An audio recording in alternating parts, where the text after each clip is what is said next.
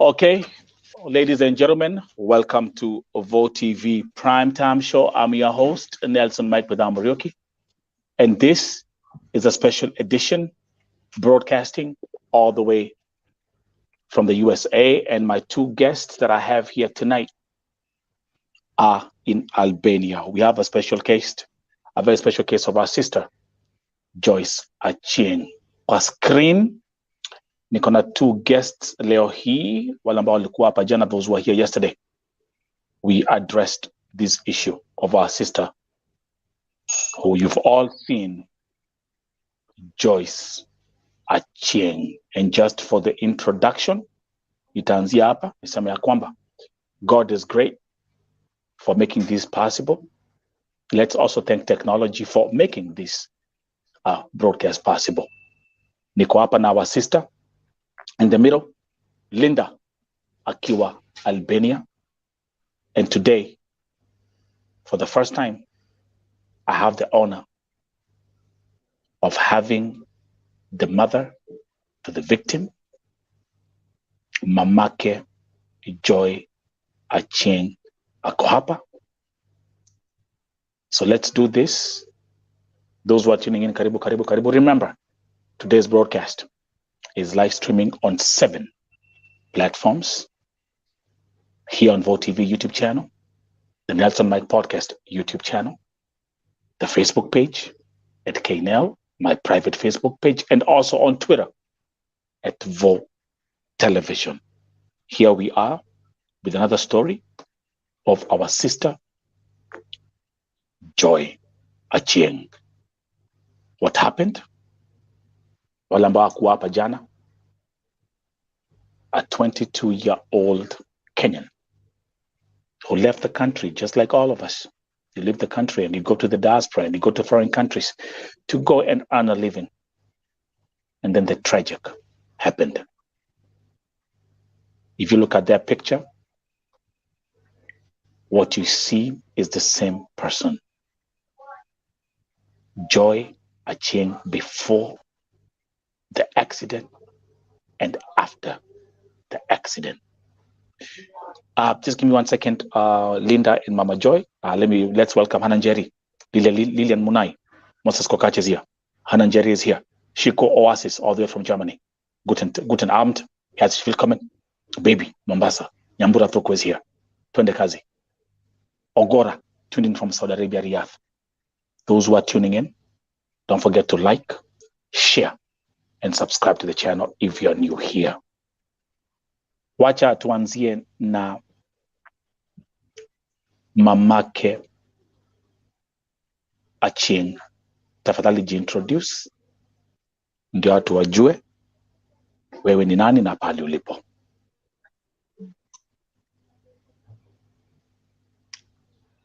Nitatumia lugha gani?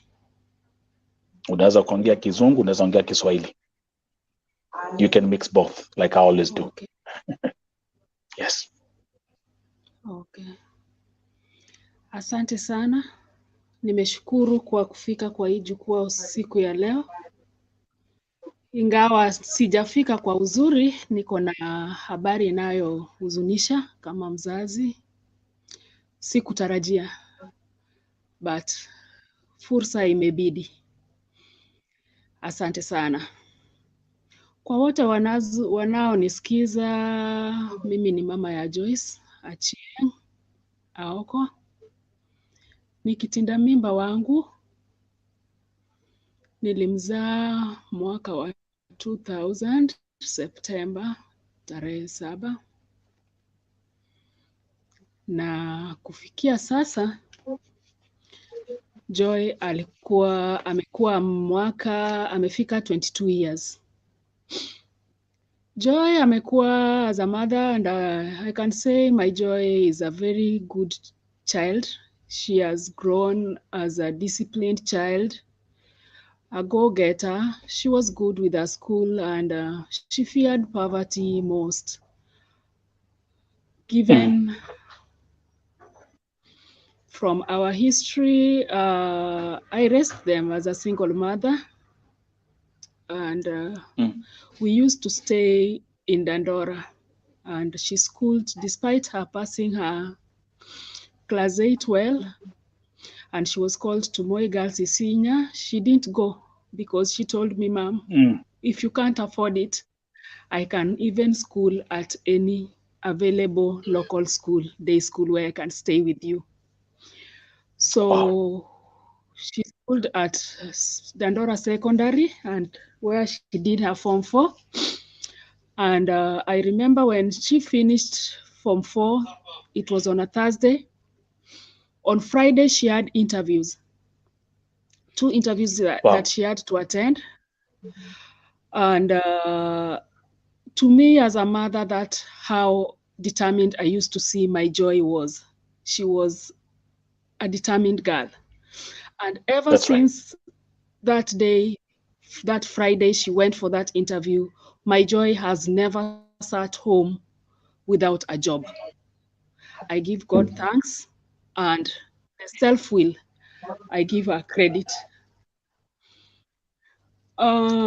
She started work as she went for training at a casino in Kenya. She's a dealer. She trained, and before she finished that training, she trained for the casino job in Kenya as a dealer. Before she could work, before she could be employed on it, she got another job. And she left it without practice. So on the other work she did until she also found another work from that hotel where she used to work. And this time round, this job was in Comoros Island. At Comoros Island, Joy used to stay there and work there. And as much as she was that young, because she was only 19 by then, she was only 19, 20. Actually, she was 20 when she went to Comoros. I used to fear for her life. Mommy, how do you stay out of the country? And she was like, that is the reason why, Mama, I cannot stay out more than 3 months before coming back. So she used to frequent coming home more often. And that reason is why she quit Comoros work, employment that she had, and came back home. And this opportunity in Albania came. Just as a determined, any other Kenya citizen who is determined and feel that urge of bettering themselves and giving themselves a future. She contacted a casino here in Albania, direct on an email. And lucky for her, she got the employment as a trainee. I saw no need of telling Joy, don't go to Albania, because Albania, as far as I know, is in Europe. And even not only for her, there is another Kenyan who is also here. And previously her elder sister also was here. So I felt it was a safe place, though it was, for her, it was just a stepping stone to practice her training or to better herself in the casino industry and her career that she started with and never delivered or never practiced. That's right. Sikuona haja ya kumkataza na tulisherekea, akaniambia mama yangu ni mimi naenda pale nafanya training miezi 6 and I search for other works. I come back home. Mimi siwa kwenda kuishi Albania. Ni vile sasa sahi Kenya hakuna training na hakuna kasino yenye nachukua mtu mwenye hana experience. Singeweza kataza mtu. Nilimsaidia mtoto, nilimuombea, nikampeleka airport.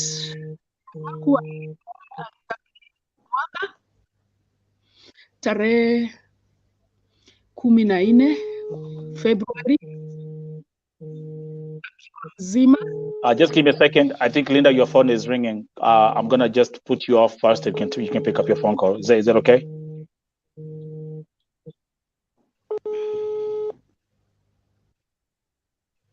Okay. Give me a second, Mom. Okay. Mom, continue. And again, this is a very emotional story. This is a very emotional story, and I'm going to urge our viewers to today just share a message of empowerment to Mamake Joy. As we are talking right now, she's in Albania na kuna mengi mtajionea where pali amekaa sahi. She's next to her daughter, and you are all going to see that in a minute. So kwa hivyo guys, just encourage, say a word of prayer, recite a Bible verse, anything that can make, that can empower her as she continues to tell the story of her daughter. Again, welcome to Vote TV Primetime Show. What you're seeing on the screen, huo ni mtoto wake. That's Joy Achieng. Na ukiangalia how she looked before and how she looks now. We'll get more details about this tragic story. Endelea, ma'am. Hivyo ndio wakati mtoto alipata hiyo kazi hapa ni ya casino. They are good employers. Siwezi sema ati akona employers ni employers wabaya. Sikuona sababu ya kumkataza kwa sababu hata hakuwa na nia ya kukuja kukaa huku muda mrefu. Na reason ingine yenye ilifanya kuje huku Kenya as at now, hakuna kasino yoyote yenye nafanya training ama yenye naajiri mtu mwenye hana experience kama dealer. Sitazitaja majina, but that is it. Unaweza kunini. Kwa hivyo sikuona haja ya kumkataza wakati alipata hii opportunity, kwa sababu ilikuwa opportunity mzuri. Anakuja kama trainee na baada alikuwa analipwa mshahara, which was still better than ile kazi alikuwa anafanya Comoros Island. That's right. On February tarehe 14 nikazindikisha mtoto wangu airport, akakuja, alifika vizuri. Kwa hivyo alikuwa tu ndiye amemaliza miezi 6 nikihesabu kutoka February, na nikiongea na yeye alifika vizuri, akaingia kazi vizuri, alikaribishwa vizuri. Wakubwa wake wenye kampuni wakubwa kazini walifurahi, akaintroduciwa kwa wengine na akaanza kazi. Na kama mtoto chap aliweza kumaliza training zake na kuanza kazi zake, na yeye alienda amegrow haraka. Mwezi wa 4 after 4 months hapa alikuwa amemaliza training zake na alikuwa already ana deal kwa levels zingine, games kama zote, different games. So that's right. fika tarehe 1 akanipigia simu akiniambia, "Mama, mahali mimi ninaishi tunashare nyumba." I knew that wanashare nyumba na msichana Mgana. Huyu msichana Mgana walikorofana na yeye. Huyu msichana Mgana tarehe 1 akaniambia, "Hey mom, ebu amuka." Nikamwambia, mtoto wangu ni nini? Akaniambia, "Mom, huyu Mgana leo tena ameniamukia. Kuanzia saa 1 asubuhi vile alitoka kazi mpaka saa hii." Nikamwambia, huyu Mgana mtoto wangu naye amezidi. Leo sasa mnang'ang'ania nini? Please switch the light on. Huyu mama, and by the way, Goja mom, and for the viewers who are tuning in, this is Mamake Joy is at the hospital in Albania, so we are doing this live interview akiwa Albania. Endelea mom.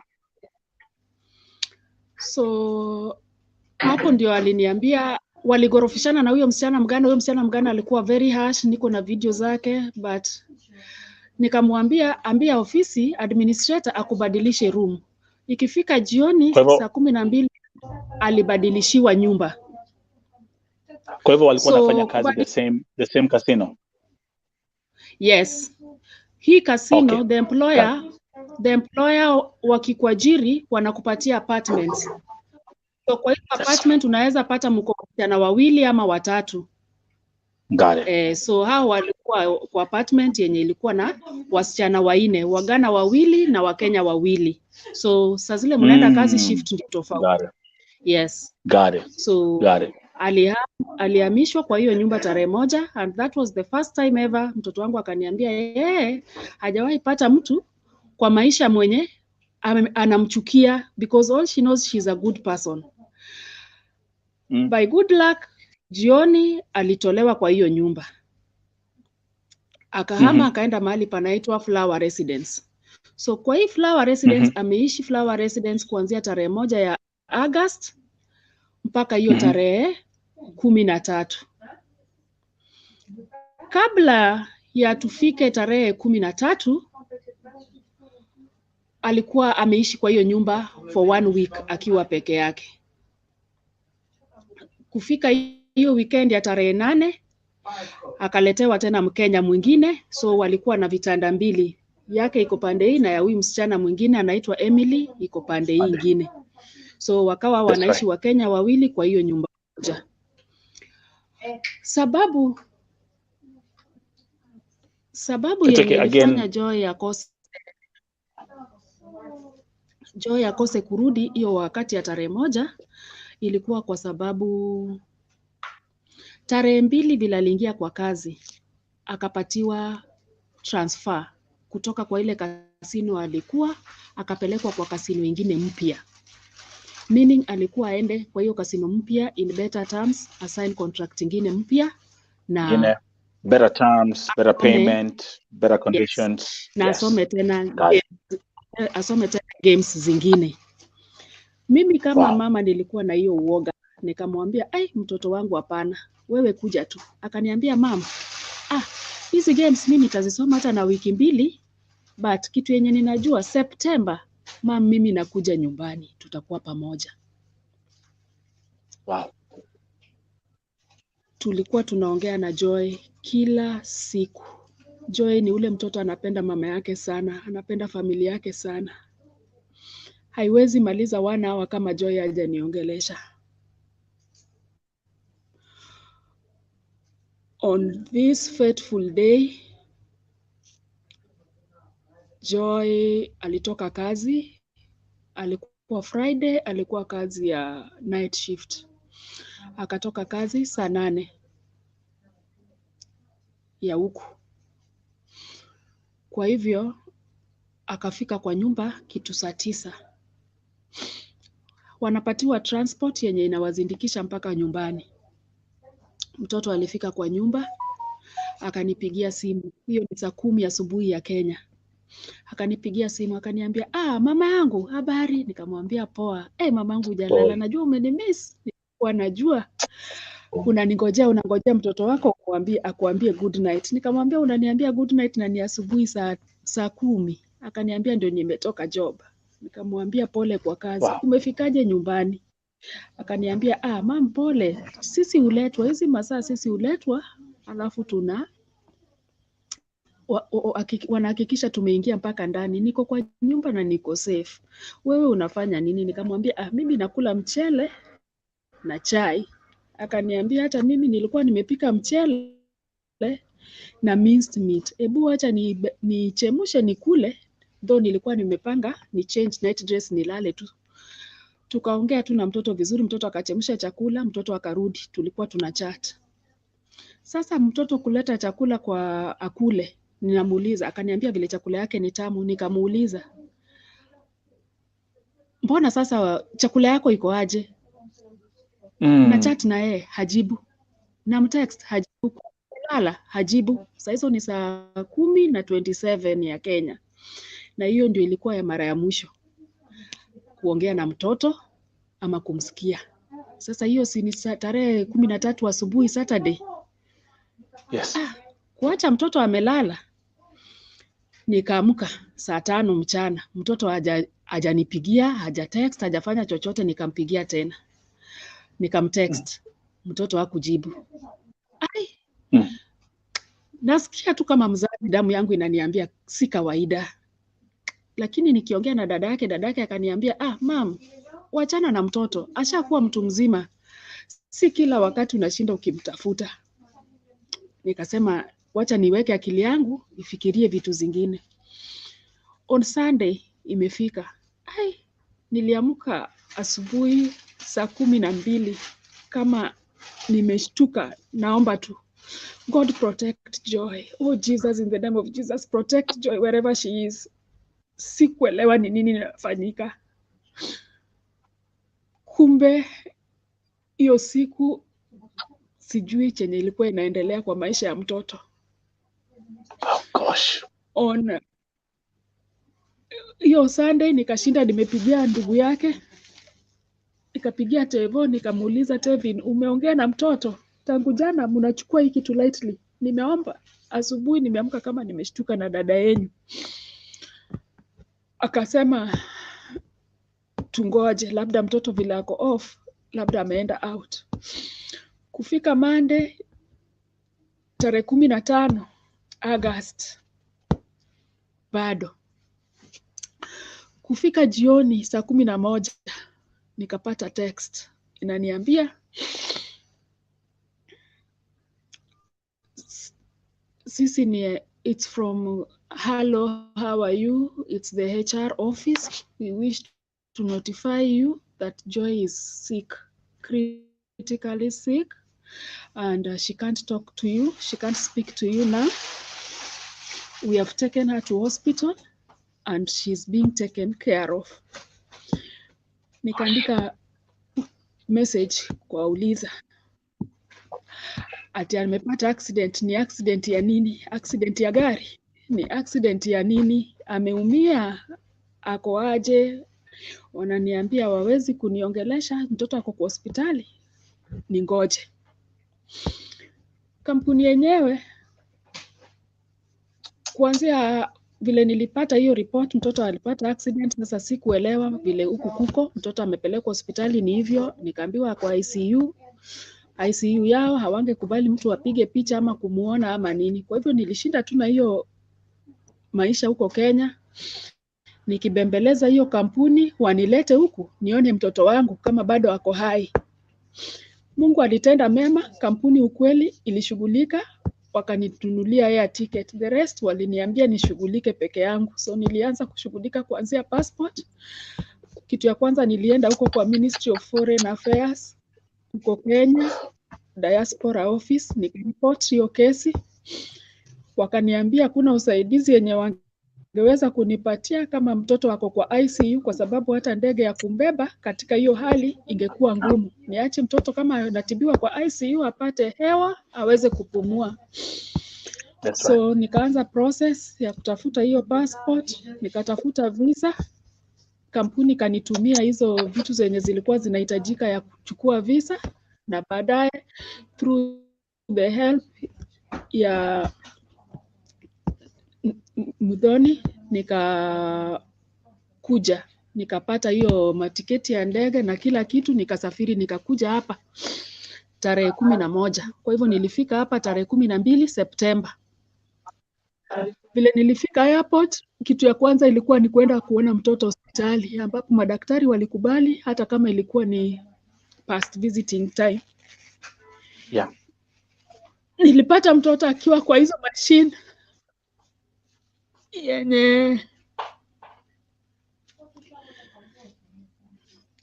uwezi uka-explain kama ni ule mtoto wangu mwenye nilitoka kwa airport, akiwa hai, akiwa mzima, akiwa anatembea, akiwa na furaha, akiwa na ndoto mingi, akiwa na fikra mema kwa maisha yetu. So wakati nilipata nguvu, nikasaidiwa kufika huko kwa daktari. Akaniambia mtoto kulingana na vile alianguka akona brain tumor, brain traumatic brain injury. Trauma. Hiyo traumatic brain injury, hiyo wakati mtoto hakuwa anapumua completely. Alikuwa amewekwa kwa ile machine kubwa ya ventilator ya hiyo iko na pipes 2. So mashini ndio ilikuwa inamfanyia. Tangu bila aliadmitiwa tarehe 14 kwa hospitali, vile alipatikana huko mahali alikuwa amepotea. Pole sikuambia vile alipatikana. nirudi nyuma. Nataka tufanye hivi again kwa sababu it's a very demanding story. Fanya hivi ma'am.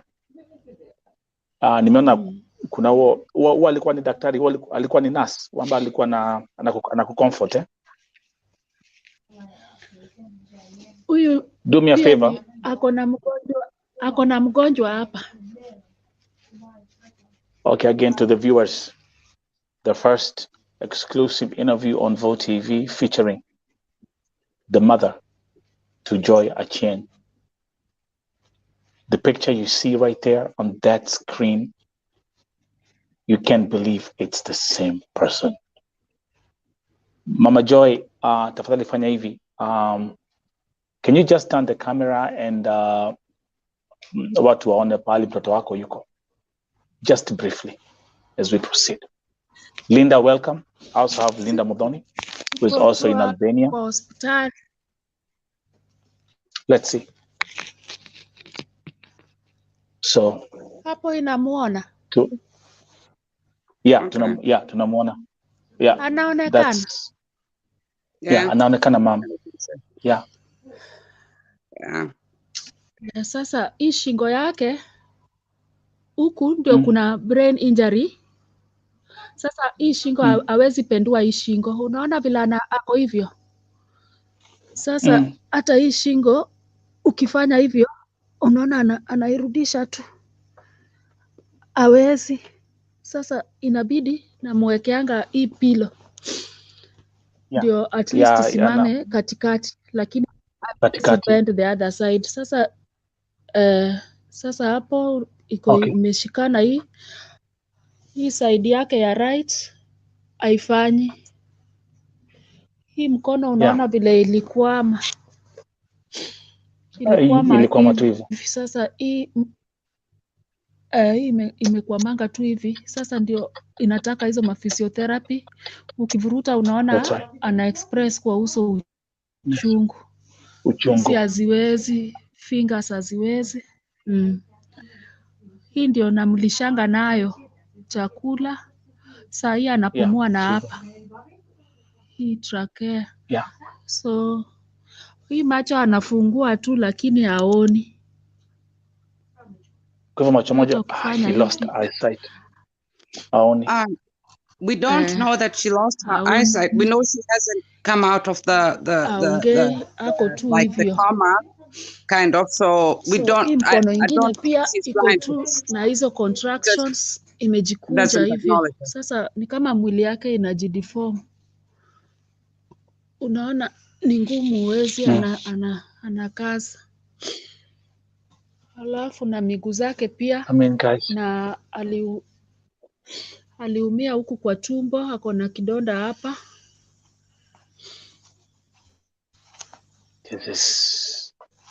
Ako na kidonda iko hapa huku. I mean, I have to keep on always thinking that this is how she looked before, and this is how she looks now. And by the way, again, those who are asking which country, she's in Albania. Now ni mamake, the mom is also in Albania. This is our sister Linda Modoni, also in Albania. Mom, will continue as we continue. Come back, kuja kwa kamera. Anataka urudi pale nyuma. Utueleze. So tell us vile alipatikana.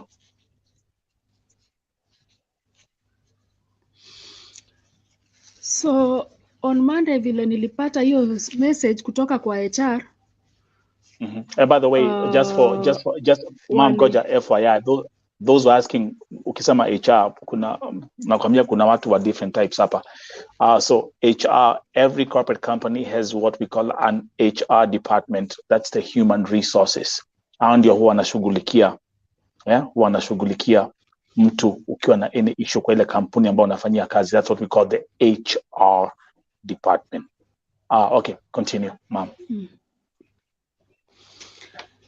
So wakati niliulizia wakaniambia alipatikana nyuma behind the window, bedroom window yake, kama ameanguka kwa hiyo compound ingine iko huko nyuma. Sasa kwa hiyo compound ni compound ya iko deserted, ainanga mtu, hakuna mtu anaishi huko. Ni kama hizi nyumba zenye wazungu wanajenganga ya kukujanga tu holiday. Sasa iko na mamiti, alafu iko na vitu kama lami. Hapo ndio alipatikana huko behind the bedroom window.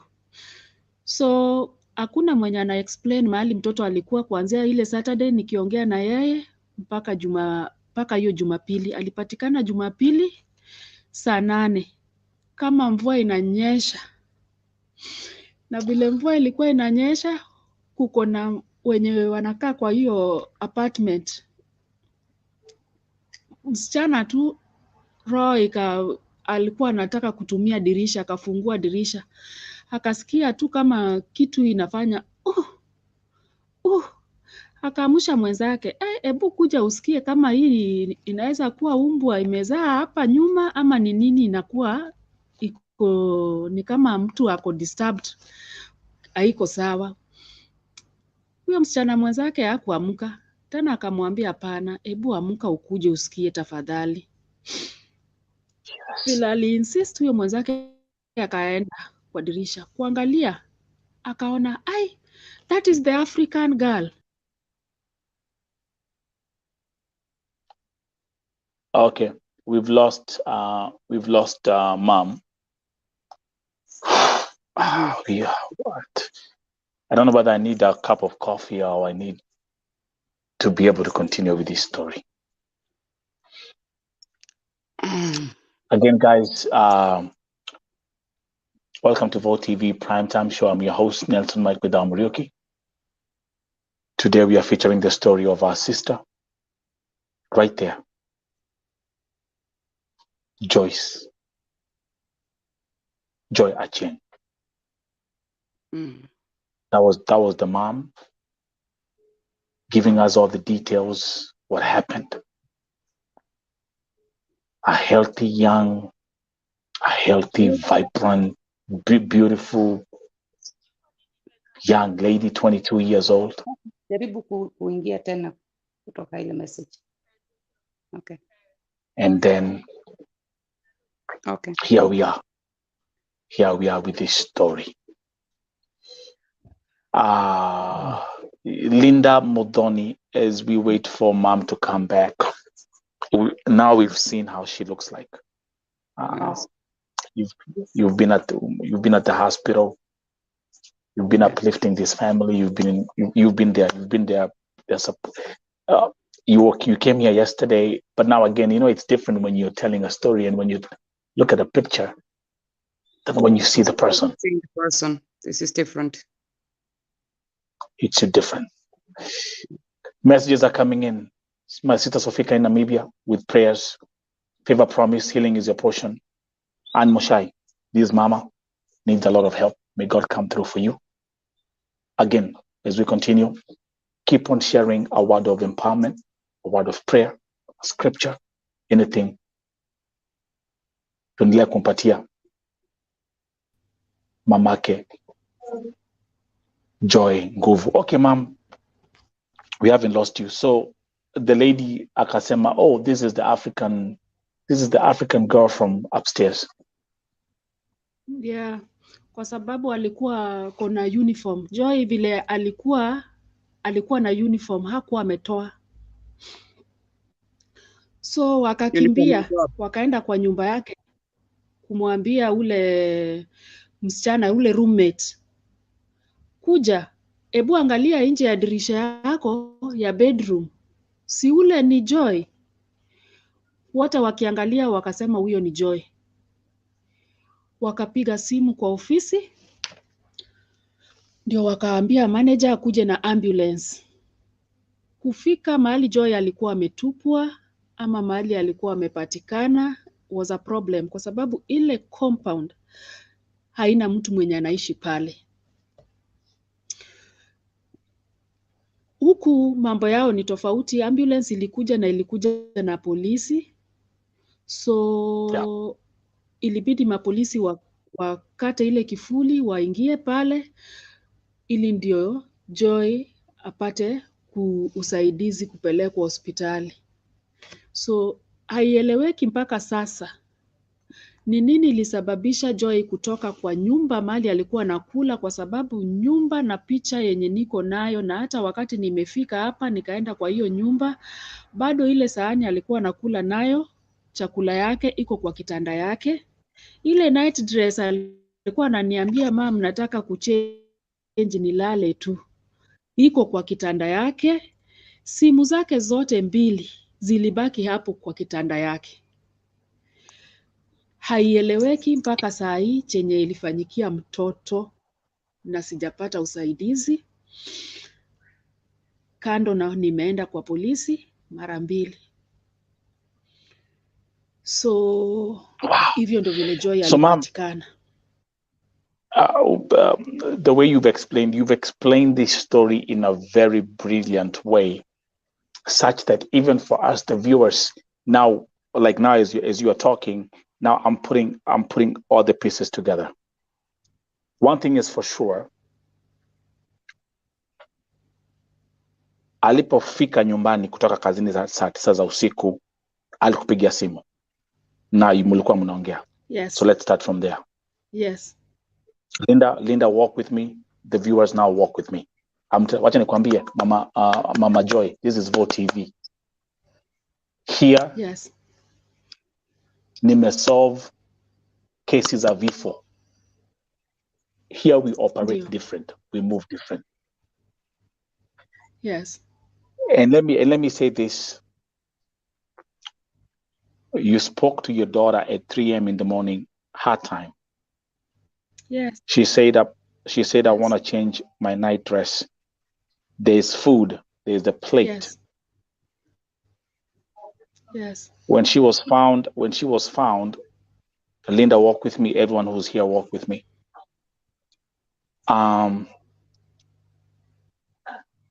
Bado alikuwa amevaa uniform. And actually now the people now start looking at the comments, because now people now asking questions. Alikuwa amevaa uniform. So she did not change. Which means she hadn't then changed. She hadn't changed. Then there's something else that I want to add to this. There was a roommate in the room, in the house. No, the roommate was on duty. On that 13th morning, the roommate was on duty. The roommate left work at 7 a.m. Okay, perfect. 7 a.m. and Joy had been there at 3 a.m. in the morning. Kwa hivyo alitoka kazi ni mbele yake. Okay, good. Now it's time now we start. It's now, this is where we go click. Let's put the facts together. In Europe, this is Albania. Kusiati ni Madare ama whatever. This is Albania. We have the police said anything about members of CCTV cameras or anything that could be recording any event happening outside the house, even from a radius of up to 2 miles.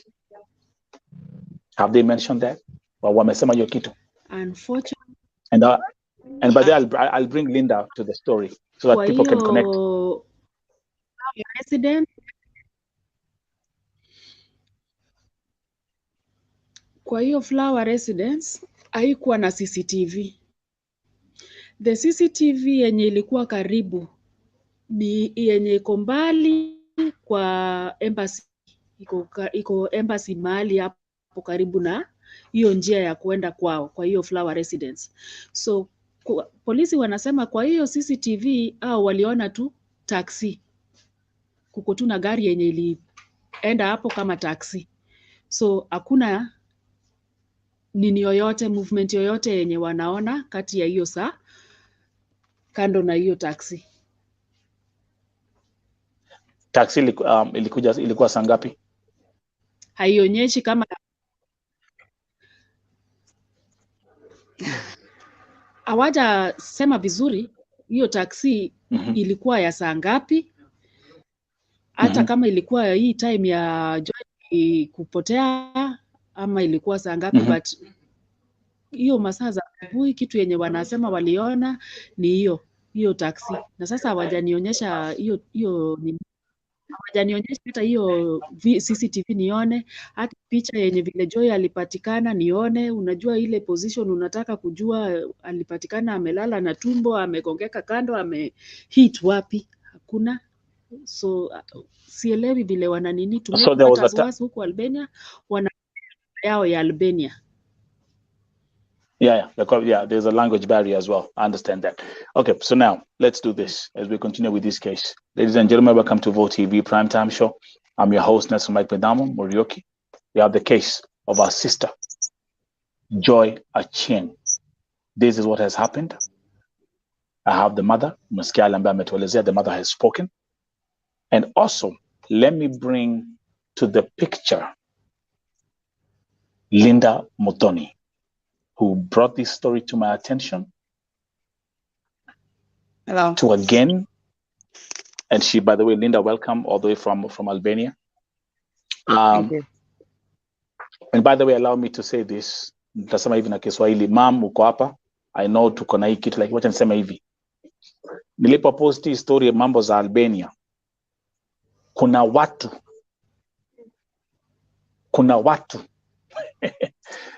let me laugh because it's sad.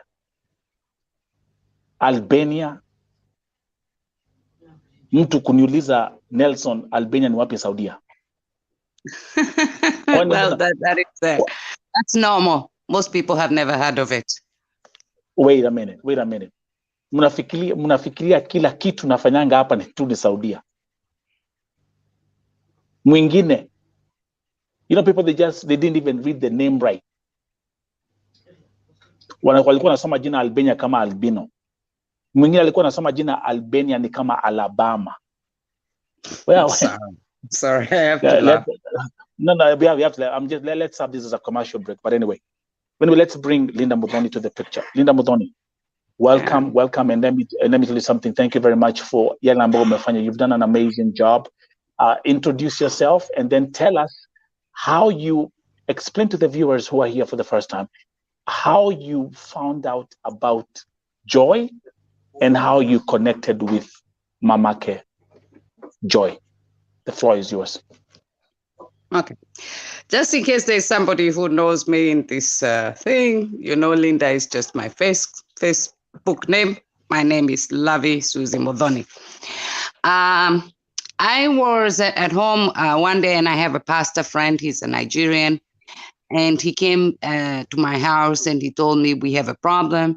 There is a Ghanaian girl who is in hospital and she needs blood very quickly. But they've given blood for today. Can we go tomorrow? Nikamwambia yangu ni O negative, I can give anybody. So we went. Okay. I think that would have been a Monday. Or a Tuesday. And so we went, and when we got there, I saw some black girls standing there. It's an unusual sight in Albania. I said hi to them, and their accent sounded Kenyan, but not the kind of accent unaweza kusema ni Mukikuyu, ama ni Mujaluo, ama ni Mubaluya, but somebody told me it's called a Nairobi accent. I don't know. But I just said hello to them. I said, are you here about the black girl? They said, yes. So I said, okay, I'll go give blood. I come back. And on the way, I met the pastor again. He told me, hey, Rudy, they're Kenyans. Let's go. I introduce you to them. So I was introduced and I was told that was my first time to know that the girl in the hospital is actually a Kenyan girl. So I said, okay, let's proceed to the blood thing. We went. We were told again, there is enough blood for today. Come back tomorrow. So we did go back the next day and we were told there's still enough blood. We said we want to see Joy. Tumepelekwa ward pande hii, ward Joy apatikani. Nikaambia, okay, I think it's time for me to call the police because it seems that you have a Kenyan patient here who is missing. That's of course, by saying that, they shortly after found Joy for me and we saw her.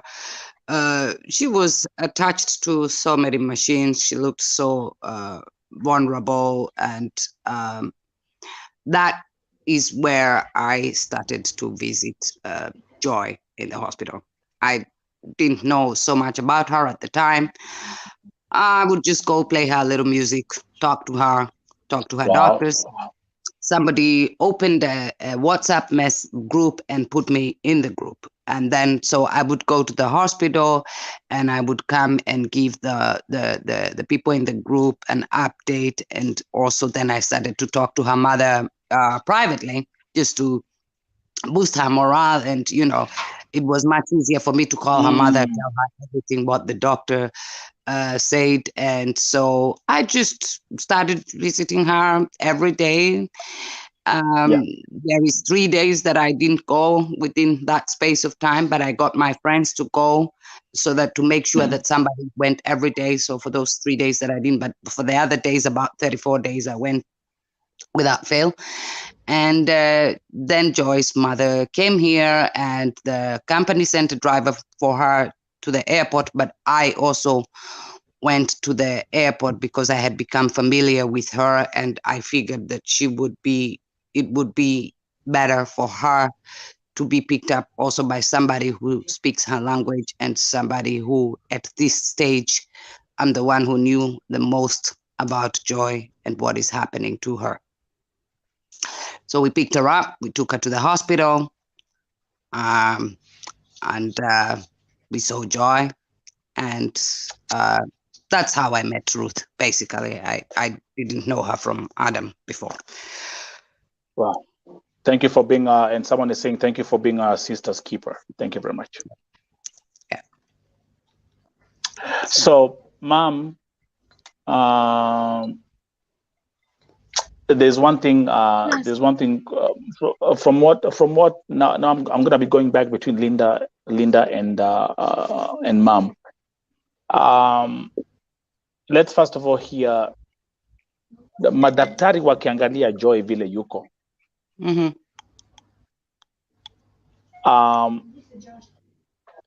What's the doctor's report or analysis of Joy's situation? The prognosis now is not so bad. The initial prognosis I got, sorry, Joy's mom, I know it's difficult to hear, but the initial prognosis I got when I first went there, they told me she's likely going to die tonight. Then we'll call you. But, if she's alive, you'll find her here in the morning. With time, they did tell us that, Joy wasn't actually before in a comatose. Then she was in an induced coma to help her brain to heal. And slowly they reduced that medicine, and until she was no longer in an induced coma, but she still didn't wake up. Yeah. So and of course there was a problem because she couldn't breathe for herself. 4 of the 5 doctors who were treating her were very positive. There was a 5th doctor who was just telling us this is a waste of oxygen and money. Wow. But slowly Joy fought her way through, and she came off the breathing tube. She has a trachea now, but she's breathing on her own. The prognosis is good, but slow. They say she can wake up, but it's up to her, because the injury, the brain injury from the scan, what they see is not very serious. And it's from ossification. I can never pronounce this word. You'll be a doctor today. Yes, but she needs the more physiotherapy than the government hospital can provide. Although Albania is in Europe, the government hospital in Albania is just slightly above the Kenyan hospital. So she would be worse off in Kenyatta, but being here in Albanian hospital, it's not like being in London in St. Thomas Hospital. So they are providing the bare minimal physiotherapy that Joy needs, and they have admitted to us that she needs a hell of a lot more, and that we should get somebody to do it privately. And so I spoke to Joy's mom, and I said, well, we need to raise money. And the GoFund was actually set up by her best friend who lives in the States somewhere. Mama Joy would be able to say more about that. And then M-Pesa is by her brother. I am just the go-between who just is in a lot of Facebook groups and So I just spread the word. Okay, you're just a disciple. That's who you are. You are servant, and you're doing exactly what God has called all of us to do. We are called to be servants and serve those who are in need. Now, before I go back to Mamake Joy, to the viewers, if you look on the screen, we have the M-Pesa till number. There's a till number right there for those who like to support the family or to support mom. Ndio yuko hapa, mom yuko hapa. And then we also have the link to the GoFundMe on the screen. However, as you continue watching this broadcast, if you like to support the family, ndio hiyo number iko hapo. If you want to support our sister Joy, our sister Achieng, umesikia ile ambayo amepitia, the till number is on the screen. The M-Pesa till number is on the screen, and also the GoFundMe link is on the screen. Whichever serves you better and whichever serves you easier, there it is. Now, number one, a doctor saying this is waste of oxygen. That for me, that statement just makes my blood pressure levels go like triple, quadruple. Mom. Yes. Mungu akupatie nguvu. Yeah. Whatever you're dealing with. Mimi nimeona picha kumbuka Linda aliponitumia hii story jana. Linda alinitumia hii story jana 5 minutes before nianze broadcast. I had another lineup. Nilikuwa na another program ya jana. And then nilipoona nikasema I'll address this right away. Lakini baada ya broadcast, kumbuka nilikuwa nimeona tu video yake, the video you sent me, Joy, yes. That's the video that I saw. So I saw the video yake, ile video yake ya akiwa kwa machine, akiwa anaongea. But then when nikaambia baada ya broadcast, nikaambia Linda, can you please send me her pictures? Nione vile alikuwa nakaa before the accident. When I saw the pictures, Jesus Christ, hata uwezi ukasema, it's the same person. And this has crushed my soul. Hata wale ambao wana watch, to all the viewers, it's the same person. The young, vibrant, smart, intelligent, mesikia mama yake ametuambia, all the qualities she had. Then you look at that picture, same person. Beautiful hairstyle. And the doctors, they contacted us and they said they want to cut it. I said, musiguze. I said, give me time. I'll come today. Nikaenda huko na rafiki yangu ambao nishamuonesha how to deal with black people's hair. Tukatoa hizo rasta alikuwa nazo, tukachana nywele best as we could because she was still intubated. My goodness. And my goodness. So that was now where she is, and her mom is of course doing the rest. At the moment, her mom is doing a lot. Like I say, hospital is a wuku ya government. It's just a little bit above Kenya. Mama ndio anamuchange pampers, ndio paka mafuta, kumuosha there. She's more or less doing most of the care work. Most of the care work. Yes, by herself. And like I said, we have a Swiss friend who is releasing her for some hours to go home and have a shower. And yes, so this week I have not been able to do a lot. I've been to the hospital 2 or 3 times this week, but I was not able to do a lot because my husband is traveling and I have a child as well. So, but we've been in contact. Nimepitia hata kama ni dakika 10 tu kupeleka chakula moto, you know. Yeah. Kupelekea mom chakula. Yeah. Mom, I know you cannot go hospitali and you cannot be here for long and you have to take care of your daughter. Ni yapi ungetaka kuongezea kwa hii story ama ni yapi ungetaka kuambia watazamaji leo hii as we proceed? Any other detail uko nayo? Anything else ungetaka kutuambia?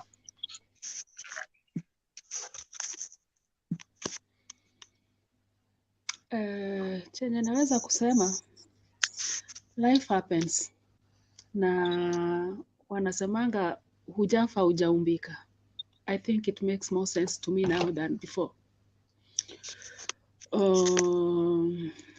It's quite unfortunate imefanyikia Joy, and above all, I thank God for her life. She's still alive, she's still breathing. I will take care of her, and that's why I've taken the courage, and I told Linda to share this so that I don't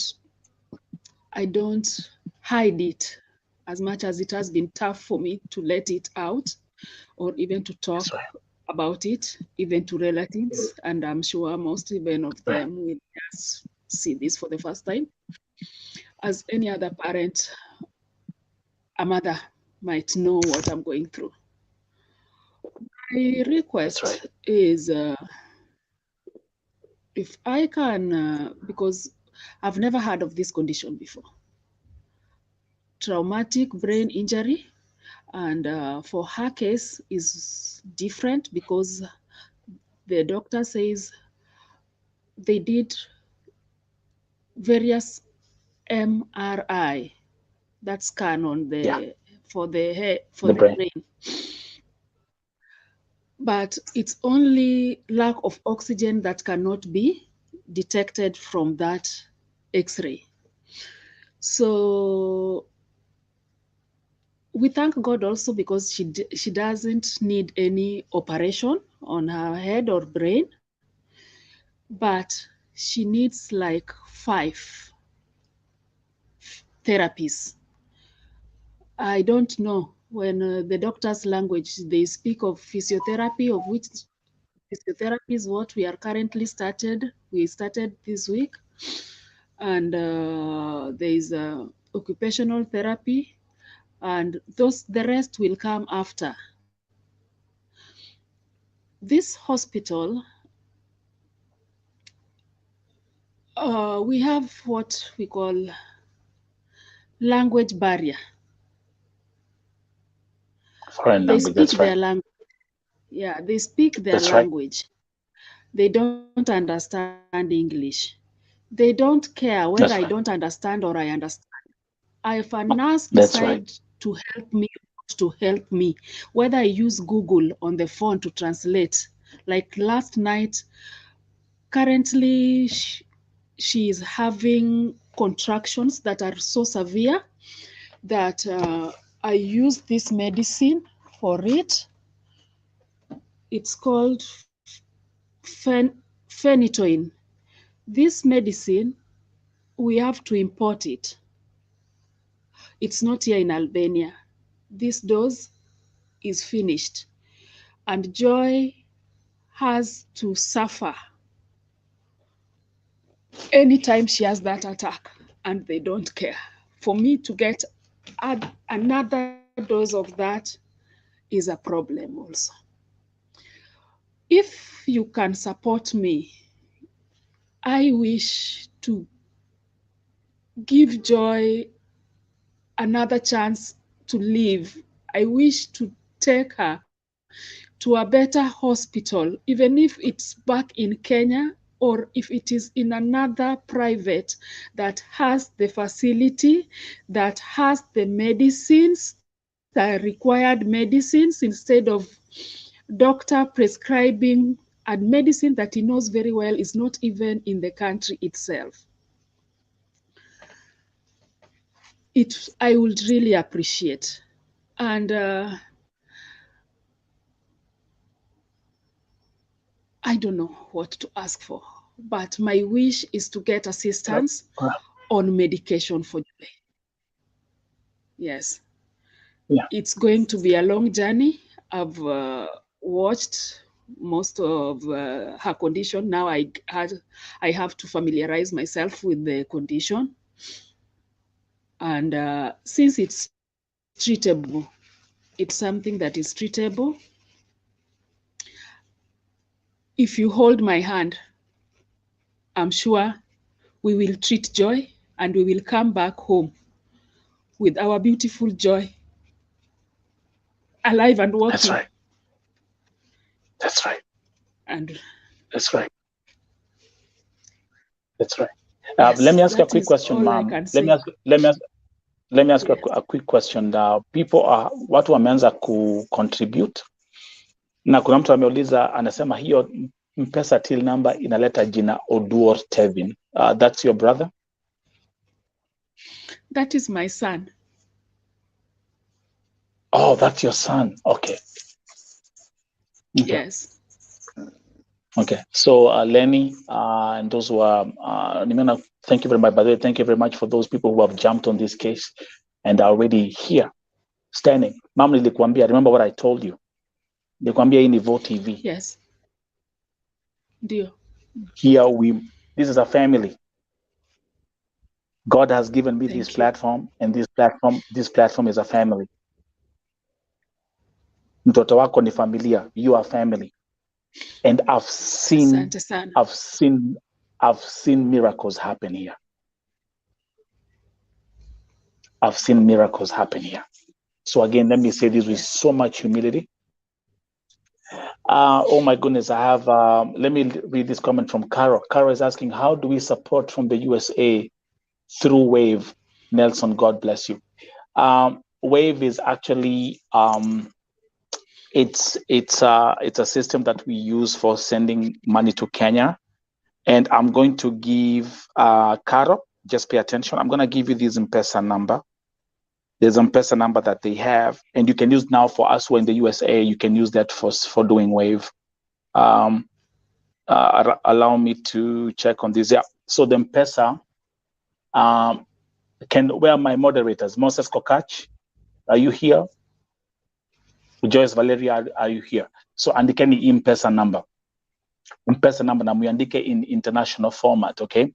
It's +254 715 514 389. Ma'am, hebu tuambie hiyo M-Pesa number ni majina gani? Pia ni za your son? Ndio, taleta tu Tevin Oduor. Tevin Oduor. So again, and actually not even just the moderators. Kujeni hapa. We are servants here. Kujeni hapa. Mimi na mianga hata atukujangi hapa Mongedho. Atukujangi hapa kutafuna. Atukujangi hapa kubomoa matuta. Let's come here and work. Again, andikeni the M-Pesa number. Again, ni ya mamake, ni ya the son of mamake Achieng. M-Pesa number +254 715 514 389. Majina Tevin Oduor. Carol Kaburu akiwa hapa USA. Thank you very much. We have people who are watching here from all over the place. Caroline Buya, by the way, thank you very much. In Lois, thank you very much. And those who are watching, thank you. Vile unaona tumekuja hapa, ma'am, mimi naongea hapa, I'm speaking to you for the first time face to face. We just texted for a few minutes, and all I told you, nikwambia, ma'am, kuja. You know, that's the same thing. Actually, let me actually bring Linda back. Linda will tell you. Linda nilimwambia, I told Linda, come here. Was the space of 5 minutes between chatting with you and being in a live broadcast. I'm telling you. And when I tell you my stories here, how I have become the biggest testimony ever. Let me give you my testimony, ma'am. When God is guiding you in something, there's no time to plan. You will stumble into something. Another lesson I've learned. Mipango ya binadamu na mipango ya Mungu inakuwa tofauti kabisa. Kabisa. Kweli. Mipango ya binadamu na mipango ya Mungu. And those who are watching, can you guys pay attention here? Nimekuja hapa my mom and Linda and those who are watching, and I have thousands of people here who are my witness. Nakuja hapa nimejipanga, niko na program. Nakuja hapa kuongea about this, and 2 minutes before nianze show, simu inalia. Nelson, kuna msichana amekufia Lebanon, amezikwa Lebanon. We want you to speak about it. 2 minutes before me just pressing go live. And then everything changes. 5 minutes before nianze my show, nimekuja hapa nimejipanga vizuri, simu ndio ime pip. Nelson, kuna kijana ameokotwa kwa highway Saudi Arabia, hana figo, ametolewa mpaka macho. Talk about this. The biggest stories that I've addressed on this platform, the biggest stories that I've brought on this platform are things or are stories that were brought to my attention and I never planned for it. But I have one thing and one thing to do, to be obedient. Not to mom, not to Linda. Do you know to who? God. To him. To him. My God in heaven. And I'm going to tell you, people here who are watching, I'm seeing all these messages. It's hundreds of messages coming here. People will fail because of lack of obedience. You will miss on your blessings because of lack of obedience. Because sometimes you want to pick and choose what you wanna take. Pana hii siwezi guza, hii siwezi ongea, siwezi nikasema. Do you know, listen, Linda and you are here yesterday kwa sababu Linda alikuja hapa mom. Alipata sasa huku ndiko alipo nafikiria anakuja Canaan. Alipata huku ni Babylon. Tunapigana vita za kiroho. Linda could not believe what she saw yesterday. Death case. Umefanyiwa. And do you think I really have, this is what I ask for? Do you think I have to come here and I tell God, Mungu, nataka leo unipatie kesi mzuri, tukule mandazi, tukunywe chai. That's not how God works. I will give you guys a number. I'm seeing the, and by the way, mom, let me actually see this. Kuna comment hapa.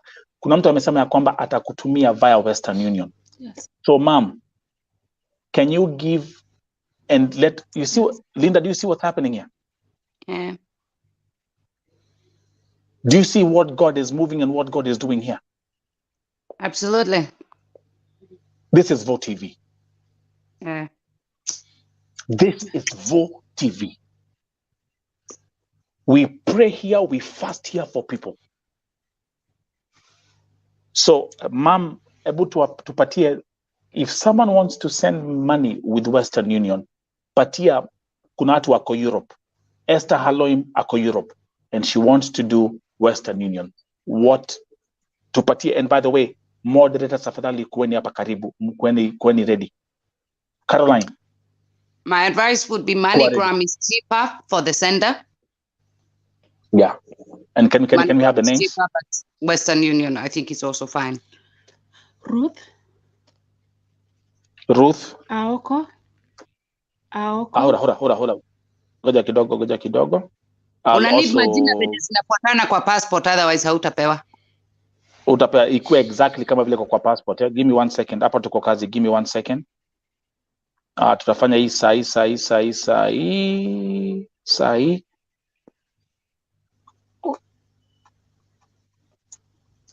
Umesema, okay, so so for those who are in Europe and would like to do Western Union, let's do this together.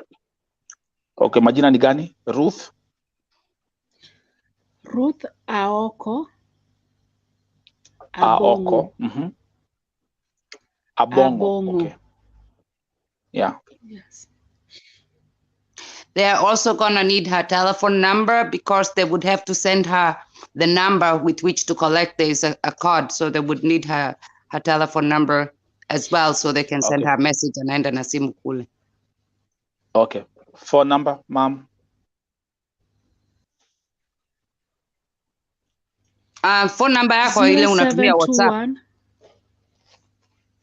+254. So the one plus 94. +254 Goja, wait. 30. So plus 2. Pole pole, anza tena. Yeah. Plus 254, alafu? I think I even have it. No, I don't think that the number you might have is for Kenya. Oh, No, actually you have it. You have it because I gave it to you. You have it. Yes. yeah. So it's plus 254 721 943 018. That's the number, right? Do you, Ruth? Yes. Okay, so what's going to happen here? It's simple. Ruth Aoko Abongo, phone number ndio hiyo.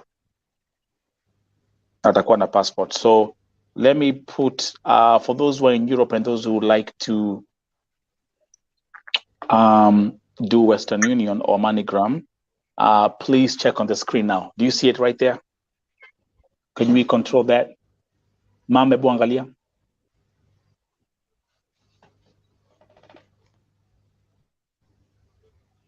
Ukiangalia hapo chini ya screen. Okay. The money should be sent to Tirana, Albania, Tirana. Albania, Tirana. Give me a second because I have to. Albania, Tirana. I think you have to add that. Yeah, by the country. Yeah, that's right. The capital is Tirana.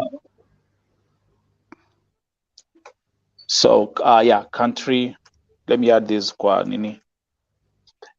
Country, Albania, and the city, because they will ask for the city.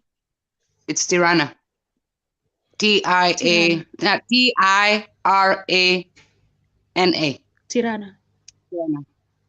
That's right. Okay, let's do this real quick. And by the way, thank you very much. I see all my folks in America who are here in the USA, all my folks in Europe who are here. Thank you very much. All my folks who are in Gulf and Kenya, and everyone is here.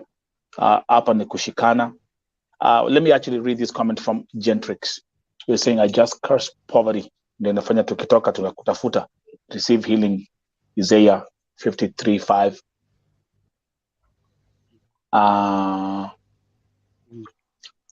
So, okay. So Elsie Melissa. Look at the screen right now. So kwa wale ambao, those who want to do Western Union, the information is there. You can actually, like you said, Linda, MoneyGram is actually cheaper because they charge lesser fees. Yes. For those of us who are here, in the USA, we do Wave, we do SendWave, and actually we don't pay any fees. We also have another service called Remitly.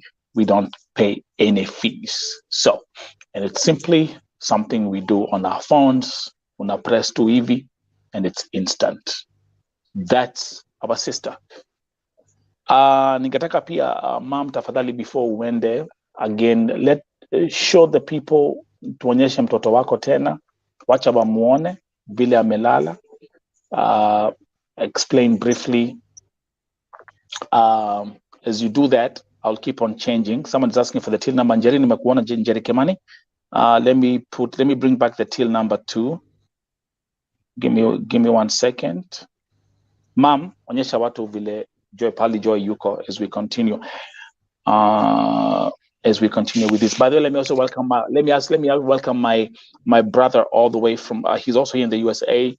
Where are you again? This is Africa. Where are you again? Remind me, man. I forgot, man.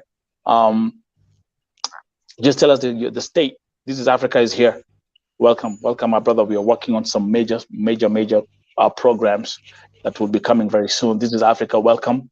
Njeri Kimani, let me give you again the till number. I'll bring it on my screen as Mamake Achieng. There, you see, there she is. Mwangalie vizuri. Let me see. Okay. So those who are asking for the till number and the GoFundMe link is there. So Njeri Kimani, I'm just responding to your question. Oregon, exactly, Oregon. Thank you very much to all my folks who are here in the USA who have actually tuned in on today's broadcast, man, being supportive and showing the love. Linda, I think we are so far we're doing a good job, right?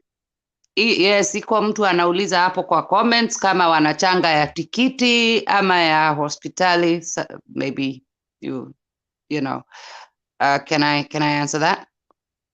Yeah, it's you guys are the ones with it, and I'll watch the letter. I'll bring the answer to that question. Si ya tikiti ni ya kulipa physiotherapist. Joy's limbs are completely stiff because she's been having some seizures, and we have actually a big problem to locate the prescribed medicine in Albania.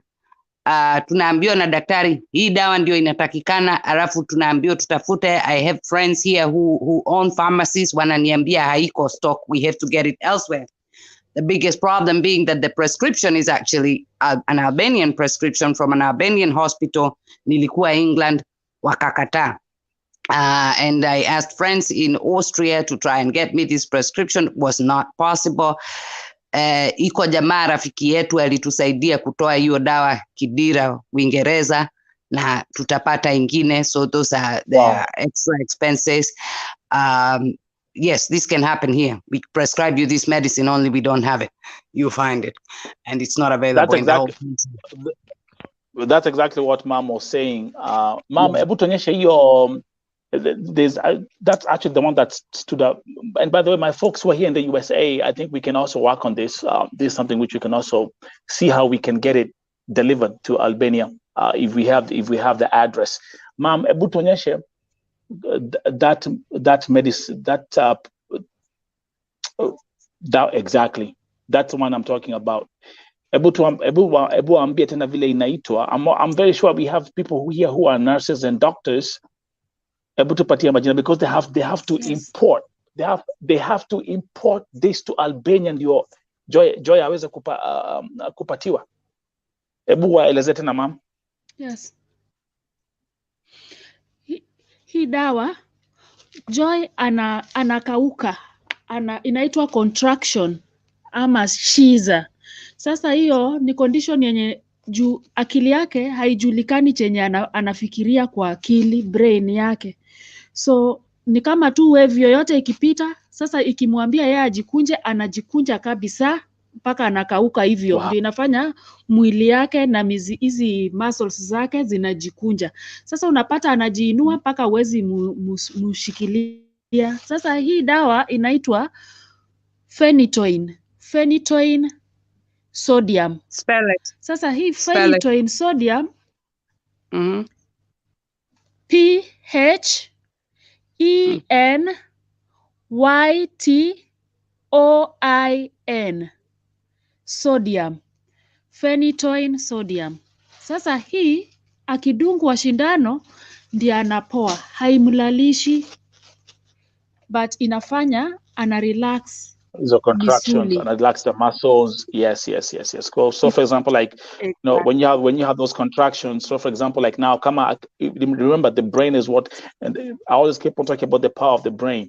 So like the way the mom is explaining, if she has that, if the thought is for her to go like this, that's how she's gonna stay. It doesn't matter because that's what because the brain controls the body. So what happens with this prescription? Akitumiwa hiyo, then it eases up the whatever the thought, and once the brain calms down and it eases the thought, then she can then release that contraction. So that's what the medicine is for. Let me do this. TUKO America. Yeah. Phenytoin sodium and phenytoin I'm sodium. very sure. I'm sure I have people here in the USA who are doctors and nurses. I have my following in Europe who are doctors and nurses. Fanyani hivi, I will do this also on the screen as we continue. On the screen right now, you're seeing the till number, the M-Pesa till number. The M-Pesa till number is under the name of her son, Tevin Oduor. Let me come here. I think I'm getting some private messages. Let me see what's going on back here. Okay, I've received a message from Dr. Malaba Rose, who's saying, thank you for the noble work you're doing, Nelson. May God bless you and give you the wisdom you need. Dr. Malaba Rose is in Kenya. I just rescued a lady from Lebanon, mnajua story yake, Irene Wasike. She has arrived Kenya safely. We thank God for that. So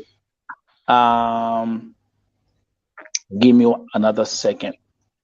I'm going to give you guys, if you want to contact, if you want to help in any other ways, I'm also going to give you guys the Vote TV WhatsApp number. You can contact me on Vote TV WhatsApp number if you have any new cases, any new issues you want to address and bring to my attention. The Vote TV WhatsApp number is on the screen. Last but not the least,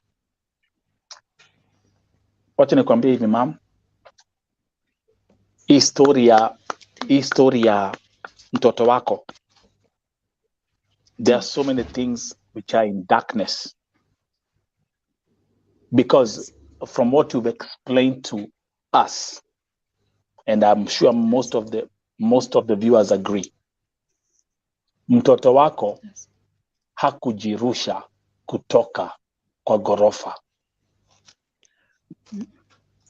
That one is a big no. I don't see any sign of someone who was mentally sick, depressed, or nothing. She was a young, vibrant, beautiful, intelligent, ambitious young girl, young lady who simply wanted to change the life of her mother and her family. Kwa hivyo, I'm ruling home. Ma'am, unaona mtu ameingia hapa anaitwa Tony Omari. Tony Omari is a lawyer. And by the way, Tony Omari, can you remind us where you are? Which country are you? Tony Omari is a lawyer. I think, Tony Omari, I'm going to assign you legal responsibilities on Vote TV by default. Remind us, Tony Omari, where you're located. And by the way, my Vote TV WhatsApp number is on the screen. Contact me after this. So I'm ruling she didn't jump by herself. One thing I know, and I can say this, someone was involved. Something happened in that apartment. And hey, Linda. Yes. I've solved murder cases. Yeah. And I never went to any school of criminology. It's called common sense. True that. Tonya Korunda, listen to this. There's something I'm going to say here, ma'am. Nataka ushikilie hivi. Linda, I'm going to say this. And even as you talk to the police, and even as if you talk to the police, there's something I'm going to say here. Yes. What you've explained, and I want you to walk with me step by step. Joy amekuja nyumbani. She came home at 3 a.m. in the morning, got dropped from work, went to the apartment. I'm walking, let's walk together. She calls you. She says, Mom, I'm going to put on my night dress. I'm going to go to sleep. She goes in the kitchen. She prepares something to eat. Are we together? Yes. Are we together until that point? I'm going to tell you, listen, this is this is what I'm going to say here. And you'll remember my words. Somebody came to visit. Someone came to that house. And the person who came to that house, ni mtu ambaye Joy Achieng anamjua. She knew that person. There is no forced entry in the house. There is nothing like someone broke into the house. No. Someone came into that house that Joy knew. My suspicion, and that's what I'm going to run with, is the following, is the fact that mtu alipiga, maybe rang the bell, aligonga mlango, mtoto wako akaona ni mtu anajua, akamfungulia. And what happened after that? This is Actually, the outcome. let me tell you something about Albania. It is very, very, very rare for strangers to be killed on the street or in any other way. It is a very safe country. Most people in Albania are killed by people they know, family, friends, over an argument or whatever.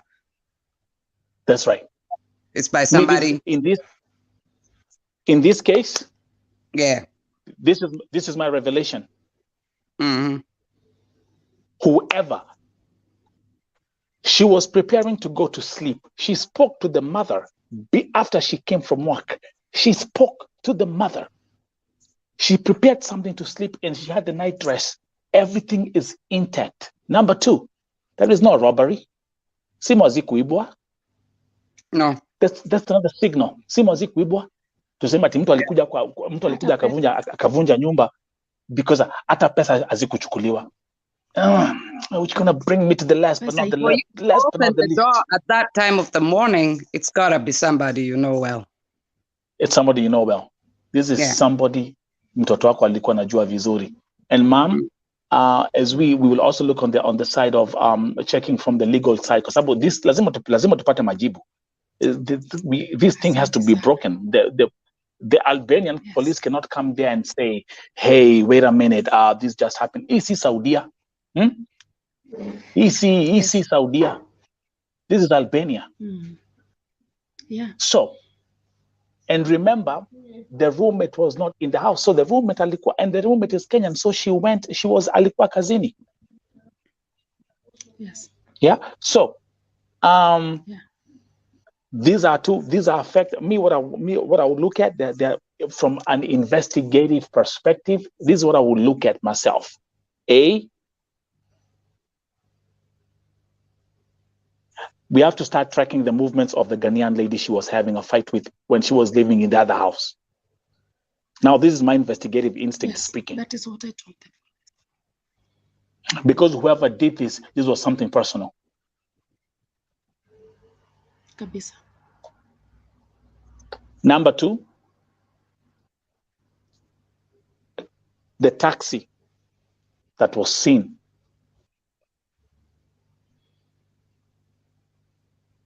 That's a key piece of evidence. Na hapo ndipo nitaachia. Anyone, you have the information. Wacha niwaeke hapa kwa screen tena. If you want to support the family. Mamake Achieng amekuja hapa. Tuko na till number.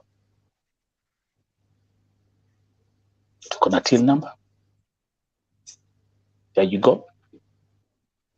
My friends who wants to do Western Union.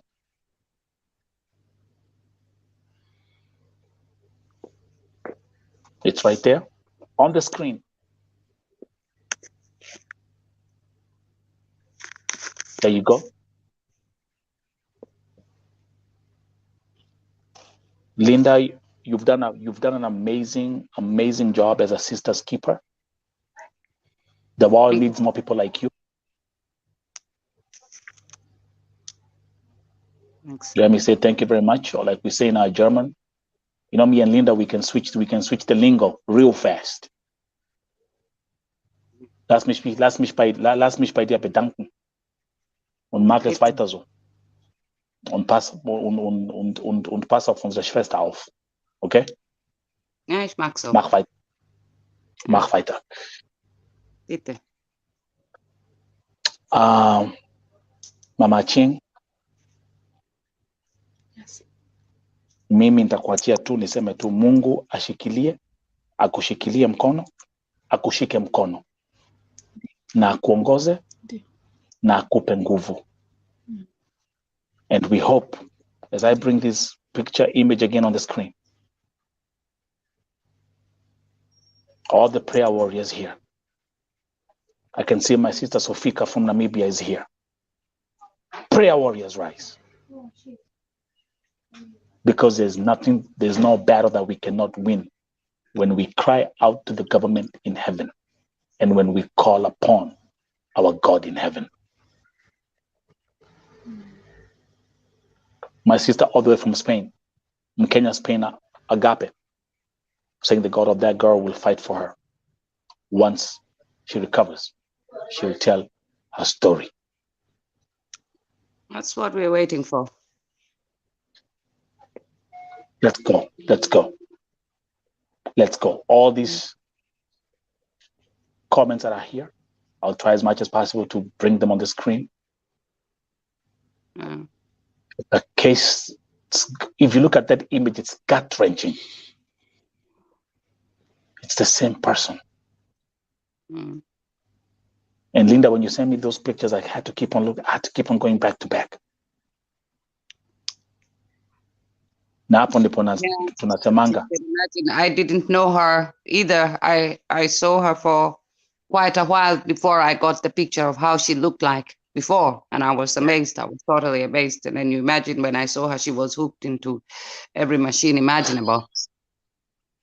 Yes.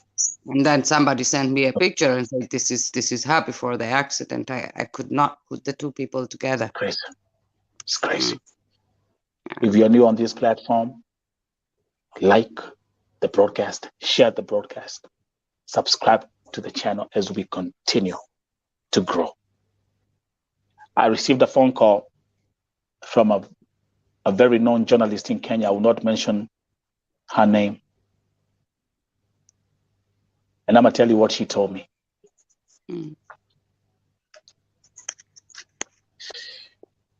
She said, "Nelson, you have changed the art of television. I am humbled by that comment." She said, "Nelson, what you're doing with your platform is revolutionary in this industry. Thank you very much. I thank you." I don't talk about subscribers on this channel. You are soldiers of change. You are all soldiers of change. People like Linda Odoni, these are soldiers of change. We come here to make an impact, and we come here to make the world a better place. We come here to uplift others. We come here to offer our shoulders for people like Mamake Achieng, who is crying. Tunambia Mam Kuja, welcome to Vo TV family. When you cry, we'll wipe your tears. When you cry, tutakupatia tissue paper, upanguze machozi. This is what makes this platform different. Na Mungu atushikilie tu hivyo. Na Mungu atushikilie tu hivyo, and I cannot wait, as I declare and decree, I cannot wait for the day I will see Achieng walking out, not rolling on a wheelchair, but walking out of that hospital. Then people will remember this moment. People will remember this moment, and they will say, at Vo TV is where it started. And that will be a testimony. Prayer warriors, prayer intercessors, tuneni kwa magoti. Mungu shuka. Mungu shuka. Mungu shuka. We declare and decree. I wish you a good night. God bless you. God uplift you. May you prosper. And may God protect you from the works of the enemy. She came home. Amen. She called her mother. She prepared something to eat. She put her night dress on the bed. But the devil had other plans. Mungu awalinde. Tony Omari, please, I want you to inbox me on my WhatsApp, and we'll discuss about your position of handling legal issues here at Vo TV. Kwa hivyo, good night, ma'am. Thank you so much, and thank you all for listening Linda. to my story. I'm coming out to help Joy. And Linda.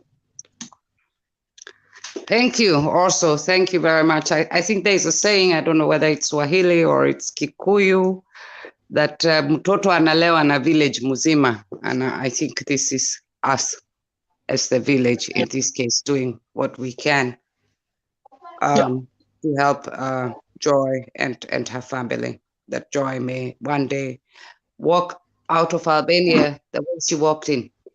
That's the plan.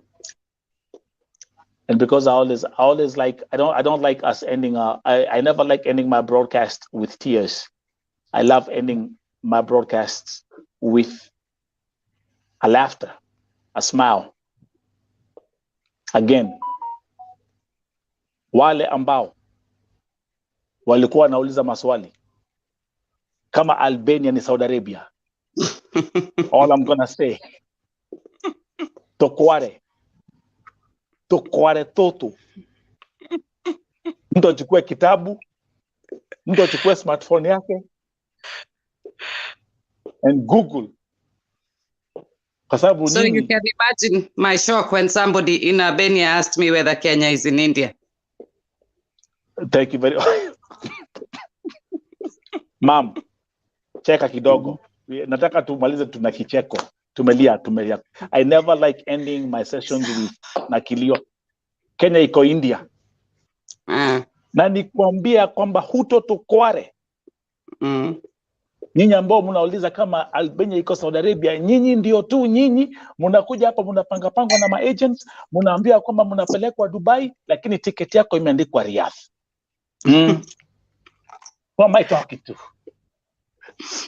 Who am I talking to?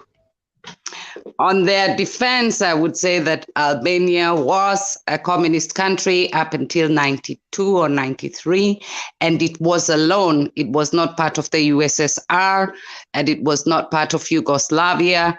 And the first time when my husband told me he has a contract to ask to go to Albania, I asked, where the hell is Albania? So he even wrote a book called Who the Hell is Albania? Given to explain our experiences here the first 7 years, which was quite strange. Ma'am, kuna mwingine alisema na nitasema na Kikuyu alisema atendie dhomire Alabama da menya neko USDA, which means alisoma tu Alabama, hata kusoma Albania, akaja huko ni America na kafunga chapter. Ukistaajabu ya Musa utaona ya tokware. Have a good night, folks. Have a good night. And thank you so much. We cannot thank you enough. Thank you. Thank you. Nice. Thank you.